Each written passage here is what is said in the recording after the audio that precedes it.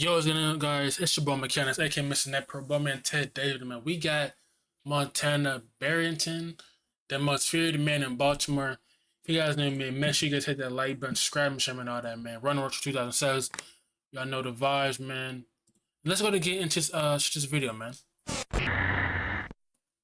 The original link will be down below. And today, the city's top cop says they caught Baltimore's top killer. In a news conference earlier today, police announced the arrest of 21-year-old Montana Barronette. Brian Kubler is here now. 21? Bro, oh my, bro, 21, bro. Boy was still young. 21, he was still young, man.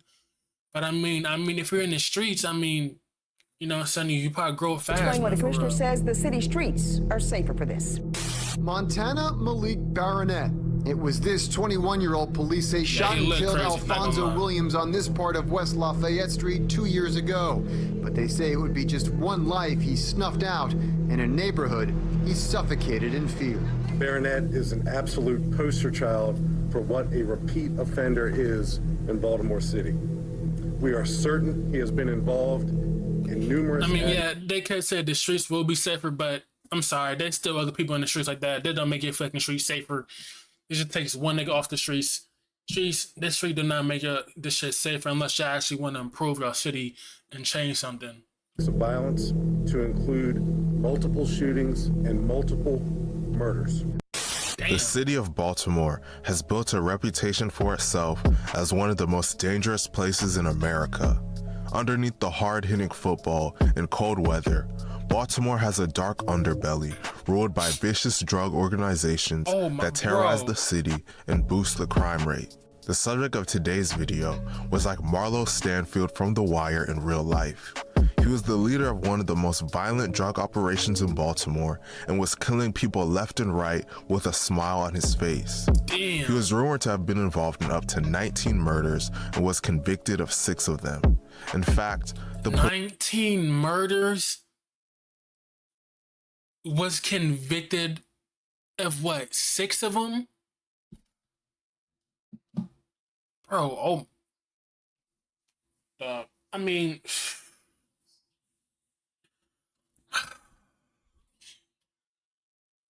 man, like this, right? Like, damn, oh my gosh, like this is what? Police named him the city's #1 trigger puller. The subject of today's video is not other than Montana Barronette. #1 trigger puller, so he just shoots and asks. Oh my gosh. Man, he probably the definition of shoot first, ask questions later. And today we're going to be telling his story. But before we get into the video, please be sure to like and subscribe. Montana Barronette, also known by the nickname Tana, was born in Baltimore, Maryland in 1995. He grew up in an area of Baltimore called Sandtown, Winchester. Sandtown, Winchester is one of the roughest areas in the whole city. According to BaltimoreCity.gov, over 50% of families there are living below the poverty line, and over 86% of children there were born to single-parent households. Growing up, Montana pretty much had to fend for himself. His father was a Jamaican immigrant and got deported when Montana was just 4 years old. His mother was always out roaming the streets and was rumored to be a drug addict. Baltimore... See, I'm surprised if he didn't really want to go back, you know, saying to Jamaica, but he probably didn't have the money, you know what I'm saying, to go back. You know what I'm saying? Is a city full of drug dealers, and in an area like Sandtown, Winchester, those are the only people making real money. Naturally, a young boy without guidance like Montana would look up to them and aspire to be just like them. When he was around 7 to 8 years old, Montana and his brother named Terrell Sevels would get involved in the drug trade and start doing favors for drug dealers.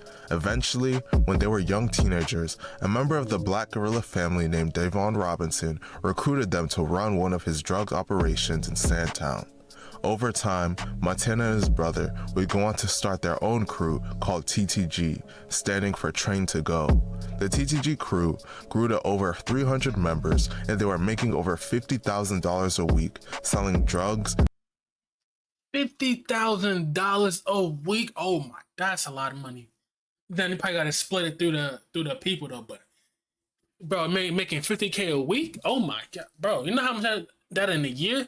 If we make that a week, and doing murder for hire. Despite the money he was making, Montana wanted to be respected and feared by those around him. This would lead to him becoming more and more violent, and he would soon grow into a cold-blooded murderer. Damn. On May 3rd, 2014, Montana would kill for the first time. On this day, two sisters were hanging out outside of their home in Sandtown when Montana walked up to them and made crude comments about them. He basically told them that he wanted to smash both of them, and he told one of them that their thighs were exposed and that she needed to cover up. The women were offended, so they chirped back at him. Montana then responded, telling them that he does what he wants. The girl's brother, named Alfonso Williams, was nearby, and he joined in to defend them. He told Montana, "Yo, you don't talk to my sisters like that. That's not the way you talk to them. They're not hood rats." Montana... That is true. You can't talk to anybody like that, you know what I'm saying? But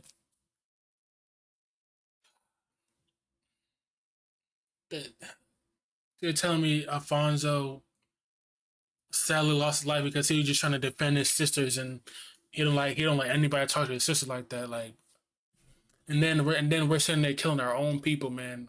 Black on black crime, we're sitting there killing our own people. We are not each other's enemy, man. We're not. Responded and said, "My bad," and that he was just playing. Alfonso then attempted to make peace by shaking his hand and inviting him to come over later that night to watch a fight. Hours went by and it was now nighttime. Alfonso walked out of his house to wait for the pizza delivery to get there, while Montana pulled up carrying a gun and shot him 9 times. Alfonso was shot in the chest, arms, and neck.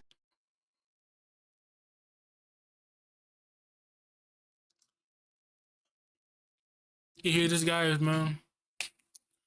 Dude was trying to, you know what I'm saying, make peace, invite him to watch a fight. He probably didn't know who was going to lose his life that night, man. He probably didn't know he was going to lose his life that night.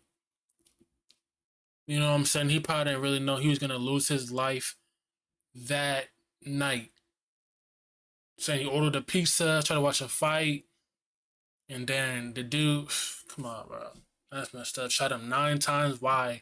Because he was defending his sister. He was defending his family, and you didn't like that? He thought he was disrespecting you? And shot him 9 times. I don't understand. Why do people think guns solve it? Why do people think they're stronger with guns? Alfonso was shot in the chest, arms, and neck and was transported to the hospital where he was tragically pronounced dead at just 23 years old. RP, man. This would only be the beginning of Montana's killing spree. Montana was close friends with a rapper named YGG Tay. One of Tay's other friends, a man named Terrell Hellrell Jarrett, made the mistake of misplacing a substantial amount of the rapper's money. When Tay confronted him about it, Hellrell proceeded to slap him. Following this incident, Tay would put thousands on Hellrell's head, and Montana would allegedly collect it. On June 29, 2014, Hellrell was playing dice on a sidewalk in the 1300 block of Ward Street when a gunman strolled up to him and opened fire, striking him in the chest and stomach. Hellrell was taken to the hospital, where he was tragically pronounced dead at just 21 years old. Montana is believed to have been the gunman in this is dying young, bro. 21, 23, like incident, and the one that got paid. Wow. Unfortunately, the killing wouldn't stop there. 4 months later, 2 other local gangbangers, James Blake and Ronald Langley, were killed. Their mistake had been trying to kidnap Milk, a real named Roger Taylor, who worked closely with a major drug importer named Shango Owens and was financing YGG Tay's career. The kidnappers grabbed the wrong person.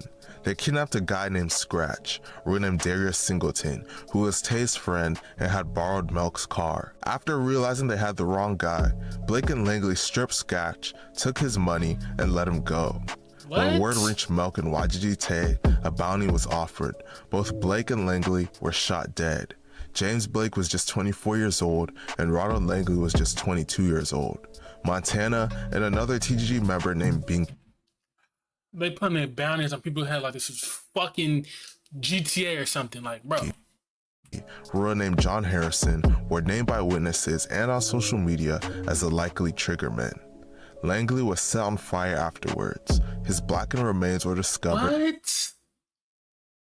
Police found burned body behind school in West.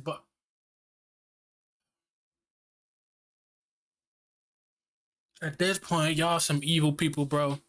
Y'all don't even have a soul. Y'all don't really. Y'all just careless. Y'all don't have a soul. That's messed up. Burn somebody's body.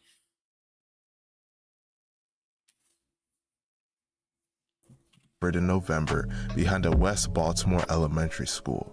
The killing would continue. On January 4th, 2015, Montana and Binky were driving down the 1100 block of North Whittier Street when they spotted a BGF member named Beezy, renamed Brian Chase. Montana and Binky had been looking for Beezy because he told someone that there was money on Binky's head. This enraged members of TTG and made them want to kill him. When they spotted Beezy, Binky hopped out of the car and shot him multiple times.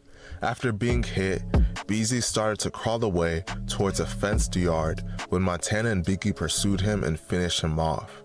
Beezy was shot a total of 14 times. He would him and finish him off. Beezy was shot a total of 14 times. If they shoot somebody that many times, that means they really want them gone, or they probably knew they were gonna snap. Who would later be discovered by the police and transported to the hospital, where he was tragically pronounced dead at just 32 years old. Montana and other members of TTG would follow this incident with a horrific, broad daylight triple homicide. What? They killed a... In June of 2015, an attempt on Montana's life was made. One day, he was riding a dirt bike in the streets when bullets flew by him. Fortunately for him, none of them struck him. Montana believed that a BGF member named Dirty, real name Lamont Randall, had sent the shooter to try to kill him. He would proceed to gather up a crew of TTG shooters to go and kill Lamont. On July 7, 2015, they found him. On this day, Montana and his TTG crew pulled up in two vans in the 900 block of West Fayette Street and spotted Lamont in a crowd of people. One shooter hopped out of each van and shot into the crowd trying to hit Lamont. Lamont was shot 17 times, but three other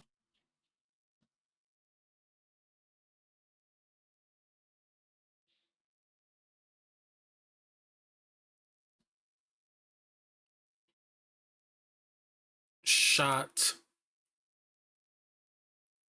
17 times. And he's probably going to say that they probably injured some others or... trying to hit Lamont. Lamont was shot 17 times, but three other innocent people were hit in the crossfire. See that?